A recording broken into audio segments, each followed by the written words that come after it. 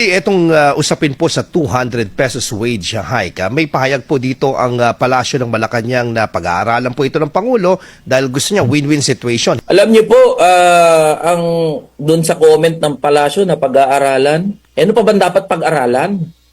Kapag tinaas nyo ang sahod ng mga manggagawa, papaano naman ang ating ekonomiya? Correct. Malulugi ang mga negosyo. Kawawa naman ang mga negosyo. Yan ang linya ng mga malalaking negosyante, ng mga oligarko ng ECOP. Pansin niyo ho, laging yan ang statement ng ECOP sa lahat ho ng usapin ng pagtataas ng sahod. My answer is this. Alam niyo ho, from 2020 to 2022, yung net income ng top 1,000 corporations more than doubled, 104% increased from 889 billion pesos to 1.8 trillion pesos.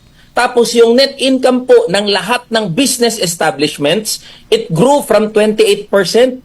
From 28% noong 2020 to 2.5 trillion pesos in 2021. What does that mean? Ibig sabihin ho, kada taon patuloy na tumataas ang kita ng ating ekonomiya at ng mga negosyo.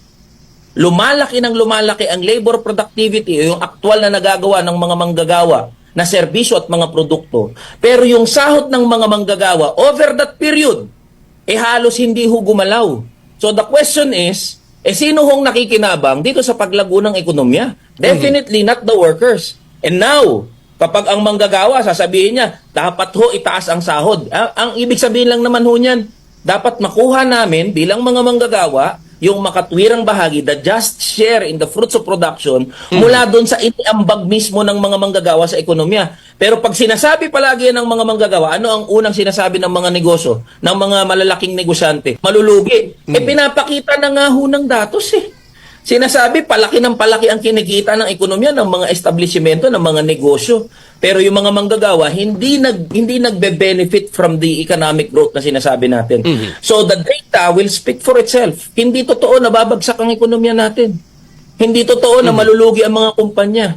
In fact, GDP o the gross domestic product, year by year, pataas ng pataas. Labor productivity, year by year, pataas ng pataas.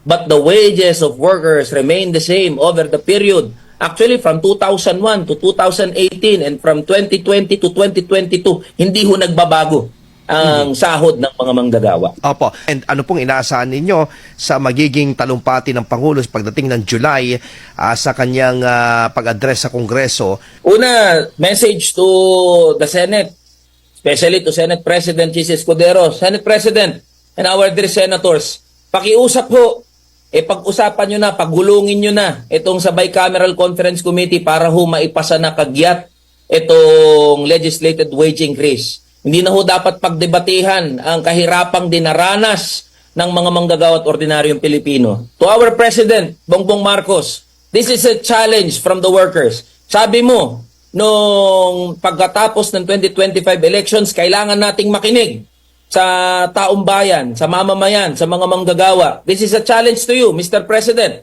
Kung tunay na gusto mong makinig sa mga manggagawa, kailangan nyo ho i-certify as urgent itong 200 peso legislated wage increase. At pag dumating ho sa inyong upuan, sa inyong table dyan sa Malacanang, huwag nyo hong i-veto. Huwag nyo at pirmahan nyo po para sa mga